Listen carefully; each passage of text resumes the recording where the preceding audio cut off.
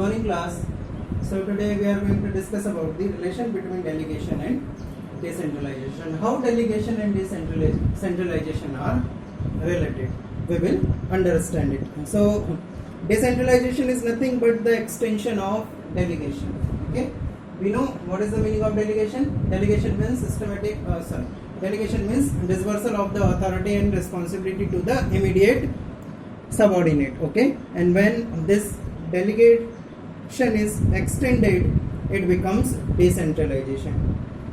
In delegation, we multiply the authority with 2, whereas in decentralization, the authority is multiplied by many, because systematic delegation taking place at every level will result in evenly distribution of authority and responsibility at every level and result in decentralization. If delegation is restricted to a certain level only, then there will be no complete decentralization also. For example, if the director gives the responsibility to production head to complete the target of 50,000 units per annum and authorize him to hire the required workers, decide their salaries and working conditions. Now, the production head further share his responsibility and authority with the production manager to achieve the target and select the workers. The production manager share his responsibility and authority with the supervisor, who directly deals with the worker and authorize them to select the worker. This sharing of authority and responsibility between the director and production head, manager and subordinate will result in systematic dispersal of the authority at every level automatically. That is why we say systematic delegation lead to the decentralization. Okay, this theory we will understand by this diagram.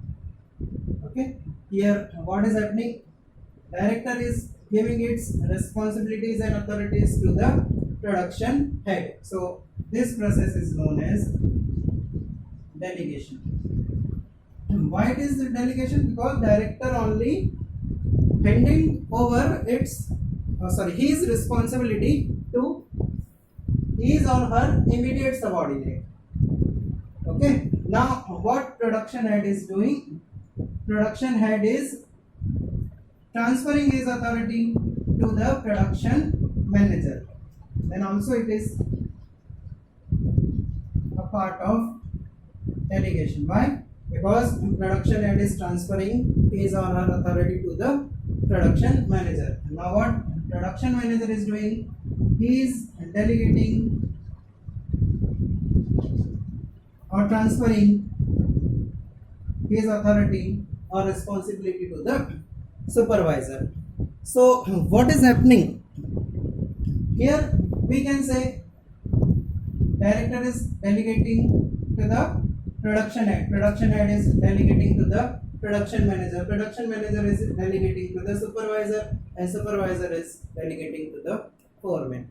Okay, so this systematic delegation or this sequence of delegation is known as decentralization. Here what you have to keep in mind, that will be very useful in solving the case study, that is systematic dispersal of power is known as decentralization. ये ध्यान रखना बेटा, case study में जहां पर ये word आए आपको ऐसा फील हो कि पावर का सिस्टमेटिक डिस्पर्सल हो रहा है, then don't get confused between decentralization and delegation.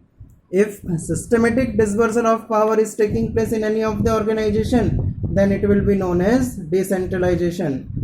Be very careful while solving the case studies. Okay, these are very confusing topic.